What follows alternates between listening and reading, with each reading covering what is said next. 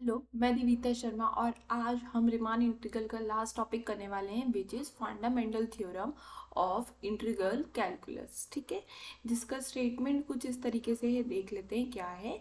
Late एक F है जो कि कैसा है, आपका रिमान इंटीग्रेबल है on a closed interval A B and let capital F आपका क्या है, एक डिफरेंशिएबल फंक्शन है, मतलब आप इसको डिफरेंशिएट कर सकते हैं on close interval A B में, सच डैट जब आप इसको डिफरेंशिएट करते हैं तो आपको स्मॉल एफ एक्स फंक्शन मिलता है, मतलब कुछ डिफरेंशिएशन का एक नया फंक्शन मिलेगा which is denoted by small F X for all X belongs to A B के लिए, मतलब पूरे एक्स जो कि ए बी के अंदर बिलोंग कर रहे हैं सभी पॉइंट के लिए फंक्शन डिफरेंशिएबल होगा और उसके डिफरेंशिएशन का आंसर ही स्मॉल एफ आएगा। डिपेंडिंग ऑन द एक्स इसकी वैल्यू चेंज होती जाएगी। ठीक है, एंड जब ये पूरी कंडीशन होती है देन उस केस में अपन को शो करके दिखाना है कि जब आप ये small F x function which is the differentiation of this capital F x, जब आप ए से बी के बीच में इसका इंटीग्रेशन करते हैं तो आपको अगेन ये कैपिटल बी माइनस में कैपिटल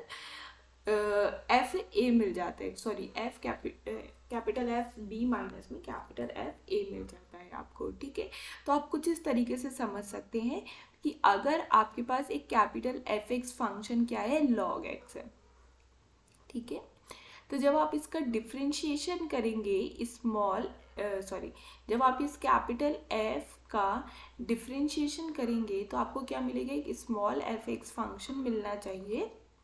तो यहाँ पे ये 1/x है, तो यहाँ जो स्मॉल एफ एक्स फंक्शन है ये आपका 1/x। अब क्या बोल रहा है, ये तो given condition according to the theorem हमने ले ली। ठीक है, ये एक एग्जांपल से मैं आपको एक्सप्लेन कर रही हूँ कि थ्योरम क्या कह रहा है। ठीक है, तो ये हो गया गिवन कंडीशन आपने ले ली कि एक कैपिटल एफ एक्स ले लिया और उसकी डिफरेंशिएशन किया और वो वाला जो फंक्शन आया उसको आपने स्मॉल एफ एक्स ले लिया। अब ये जो इक्वालिटी बोल रहा है ये क्या बोल रहा है, जब आप ये स्मॉल एफ एक्स फंक्शन का इंटीग्रेशन करेंगे ए से बी के बीच में तो आपको कैपिटल एफ बी माइनस में कैपिटल एफ ए मिलेगा। ठीक है, तो देख लेते हैं मिल रहा है कि नहीं। तो आप यहाँ पे इंटीग्रेशन कीजिए ए से बी के बीच में 1/x का, क्योंकि यहाँ पे एफ एक्स अपना क्या है 1/x। तो जब आप यहाँ इंटीग्रेशन करेंगे तो अगेन आपको क्या मिल जाएगा, log x मिल जाएगा। ठीक है, इस पे लिमिट लग जाएगी ए से बी के डेफिनेट इंटीग्रल के हिसाब से and this is equal to log b minus में log a हो जाएगा। वैसे तो आप इसमें log का कोई भी वो प्रॉपर्टी लगा सकते हैं बट अभी हमको रिक्वायरमेंट नहीं है, अभी हमको क्या दिखाना है, ये कैपिटल एफ बी हो जाएगा माइनस में ये कैपिटल एफ ऑफ ए हो जाएगा। तो मैंने यहाँ log फंक्शन लिया है, आप साइन फंक्शन ले सकते हैं, कॉसेक फंक्शन ले सकते हैं, कोई भी फंक्शन लेंगे। ये सभी फंक्शन जो डिफरेंशिएबल होते हैं कोई भी क्लोज इंटरवल ए बी पे, वो सब फंक्शन ये प्रॉपर्टी को होल्ड करते हैं। तो हमने यहाँ दिखा दिया जो हमको प्रूव करके दिखाना था कि जब भी आप इस फंक्शन का इंटीग्रेशन करेंगे जो कि डिफरेंशिएशन है कैपिटल एफ एक्स का, तो आपको अगेन एफ बी माइनस में एफ ए मिल जाएगा अगर ए से बी के बीच में कर रहे हैं तो। ठीक है, तो यहाँ एक एग्जांपल की हेल्प से जो ऊपर वाली कंडीशन थी वो मैंने पुट करके दिखाई है कि हाँ भाई ऐसा तो होल्ड होता ही है। अब इसका हम थियोरेटिकली प्रूव कर लेते हैं। ये तो एक एग्जाम्पल था जो कि कंडीशन को होल्ड कर रहा था, बट इसका प्रूफ क्या होगा वो हम यहाँ पे देख लेते हैं। तो प्रूफ के लिए हमको क्या करना है, हमको सबसे पहले एफ रिमान इंटीग्रेबल दिया हुआ है, मतलब फंक्शन आप इंटीग्रेट कर सकते हैं। जैसे कि यहाँ पे बोला था ना कि फंक्शन आपका कैसा होना चाहिए, यहाँ पे फंक्शन को इंटीग्रेशन बोला है स्मॉल एफ एक्स को, यहाँ पे कैपिटल एफ को डिफरेंशिएबल बोला है कि आप इसको डिफरेंशिएट कर सकते हो कैपिटल एफ को, एंड यहाँ जो स्मॉल एफ एक्स है वो रिमान इंटीग्रेबल। अब क्योंकि यहाँ रिमान इंटीग्रेबल की बात हो रही है तो हमको एक फंक्शन तो दिया ही हुआ है, वो बाउंडेड होना चाहिए क्लोज इंटरवल ए बी में एंड एक पार्टीशन हमको एग्जिस्ट करना चाहिए। तो वो सारी चीज़ें देख लेते हैं। तो सिंस सबसे पहले तो हम लिख लेते हैं फंक्शन जो कैपिटल एफ डैश है X is equal to small F X. ठीक है, एंड जो स्मॉल एफ एक्स है वो आपका कैसा है, रिमान इंटीग्रेबल है क्लोज इंटरवल ए बी के अंदर। ठीक है, देयरफॉर देयरफॉर आपको मिलेगा एक epsilon greater than 0 and del greater than 0 such that every partition मतलब हम क्लोज्ड ए बी के बहुत सारे पार्टीशन बना सकते हैं, तो every partition capital P A is equal to x0 x1 xn which is equal to में B। तो इस हिसाब से आप पार्टीशन बना सकते हैं और सभी पार्टीशन जो क्लोज्ड ए बी के हैं उन सब पे ये कंडीशन होल्ड हो जाएगी। तो ये बना लिया हमने विथ जो नॉर्म ऑफ द P है वो लेस देन डेल है। इसका मतलब है जो distance between the sub interval है उसका जो मैक्सिमम डिस्टेंस है इज लेस देन डेल। ठीक है, अब आपको यहाँ पे एक चीज़ ये भी पता होनी चाहिए कि यहाँ पे अब हम क्या लगाने वाले हैं कि अपर रिमान सम मतलब UPF माइनस में जब आप क्या करने वाले हैं अपर रिमान इंटीग्रल करने वाले हैं तो आपको क्या मिलेगा, अपर रिमान इंटीग्रल है ना उसी फंक्शन का। मतलब अब हम यहाँ पे किसका ले रहे हैं एफ डैश एक्स का लेंगे, तो मैं एफ डैश एक्स ही लिख लेती हूँ ताकि आपको कंफ्यूजन नहीं हो।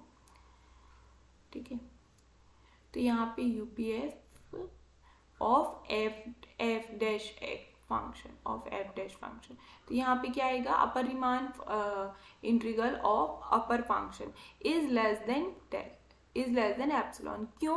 क्योंकि अगर कोई फंक्शन है आपका क्या है अपर रिमान इंटीग्रेबल है तो उस फंक्शन का जो अपर रिमान सम है वो अपर रिमान इंटीग्रल के इक्वल होता है, ये हमने पहले देखा हुआ है।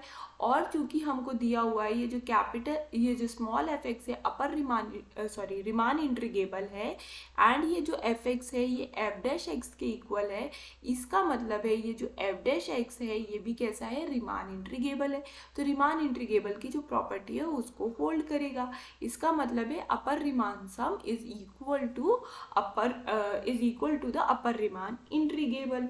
ठीक है, तो वहीं से हमने लिया है और यहाँ पे हमने मॉड लगा लिया है। तो अपर रिमान सम की क्या वैल्यू होती है, समेशन 1 से लेके n एफ डैश। अब हम एफ डैश फंक्शन का ले रहे हैं तो एफ डैश ज़ाई आई कोई एक पॉइंट ले लेते हैं विच इज ज़ाई आई है ना एंड डेल एक्स आई मिल जाएगा and then minus Riemann integrable. Since हमको ये रिमान इंटीग्रेबल दिया हुआ है फंक्शन तो यहाँ पे upper Riemann integral is equal to the lower Riemann integral which is denoted by A B. अब ऊपर ये जो बार लगते हैं लिमिट में वो नहीं लगेंगे and then F dash X dx is less than epsilon. अगर हम कोई स्पेसिफिकली अपर रिमान इंटीग्रल या लोअर रिमान इंटीग्रल की बात करते तो हम बार लगाते, बट ये सिंस रिमान इंटीग्रेबल है तो यहाँ बार नहीं लगेगा, दोनों इक्वल होते हैं इसलिए। अब हमने यहाँ एक नया एलिमेंट चूज़ किया है ज़ाई आई। तो ये ज़ाई आई क्या है, ज़ाई आई एक एलिमेंट है जो कि कहाँ से आ रहा है आपका xi-1 xi सब इंटरवल से फॉर एवरी i 1 से लेके n के बीच के लिए। ठीक है, तो यहाँ तक जो हमको दिया था वो हमने यहाँ पे ले लिया। ठीक है, अब ये हो गई कहानी। अब इसके बाद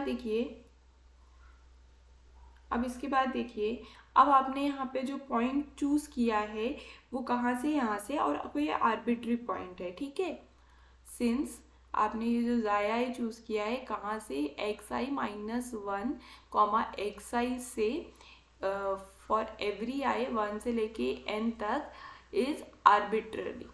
ठीक है, आर्बिट्ररी मतलब रेंडमली, या कहने का मतलब है इस सब इंटरवल के जितने भी पॉइंट होंगे वो सब इस जो आगे वाली प्रॉपर्टी है इसको होल्ड करेंगे। तो अब हम यहाँ पे क्या लगा सकते हैं, by Lagrange mean value theorem क्या कहता है कि अगर कोई function closed interval A B में कैसा है, कंटिन्यूअस है and open interval A B के बीच में डिफरेंशिएबल है तो आप यहाँ पे एंड ए एंड बी उसकी कोई लिमिट दी हुई है तो आप यहाँ पे लैग्रांजे मीन वैल्यू थ्योरम लगा सकते हैं। तो हम लैग्रांजे मीन वैल्यू थ्योरम किस पे लगा रहे हैं, कैपिटल एफ फंक्शन पे लगा रहे हैं।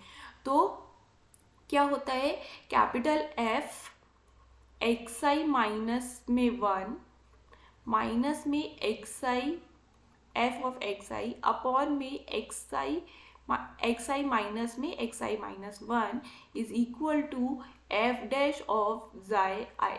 ठीक है, ये लैग्रांज मीन वैल्यू थ्योरम होता है।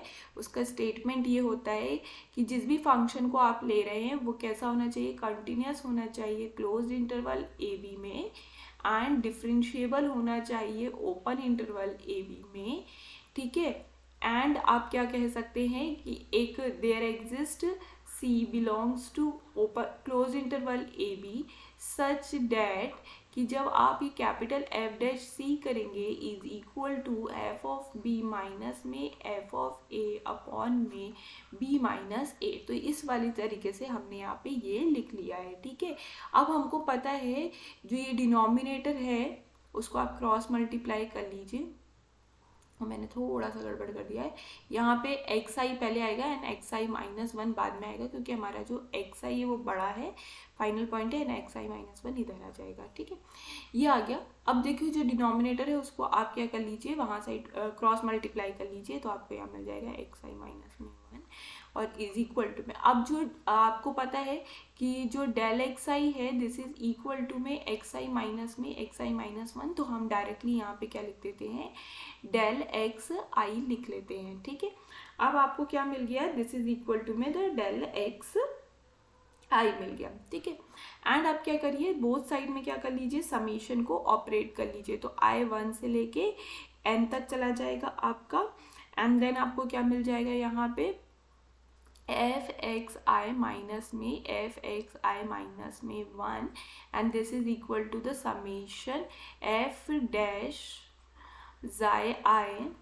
डेल एक्स आई। ठीक है, अब आप यहाँ जब लेफ्ट हैंड साइड में जब आप समीशन को ओपन करेंगे तो आपको क्या मिलेगा, यहाँ पे एफ बी माइनस में एफ ए। आप करके देखिएगा, इससे पहले वाले थ्योरम में हमने किया था, तो मैं वहाँ पे इसलिए इसको रिपीट नहीं कर रही हूँ। तो एफ डैश जाई आई मिल जाएगा एंड डेल एक्स आई मिल जाएगा।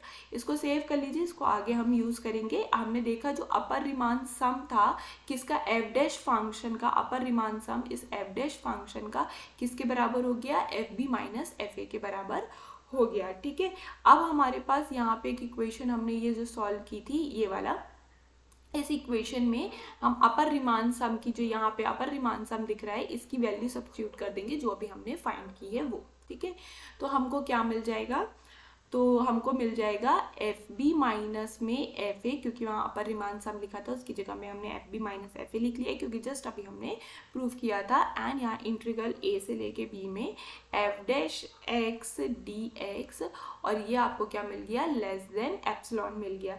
अब किसी भी दो मतलब डिफरेंट चीज़ की का डिफरेंस अगर एप्सिलॉन से कम है दैट मीन्स ये दोनों एक दूसरे के क्या है, इक्वल हैं। तो हमको यहाँ से ये मिल गया कि जो एफ बी माइनस में एफ ऑफ ए है वो इक्वल है हमारे इंटीग्रल ए से लेके B F dash X D X के। अब आपको पहले से ही दिया हुआ है जो एफ डैश एक्स है वो किसके बराबर है, स्मॉल एफ एक्स फंक्शन के बराबर है, तो आपने ये सब्स्टिट्यूट कर दिया एंड जो आपको प्रूफ करके दिखाना था वो यहाँ पे प्रूफ हो गया।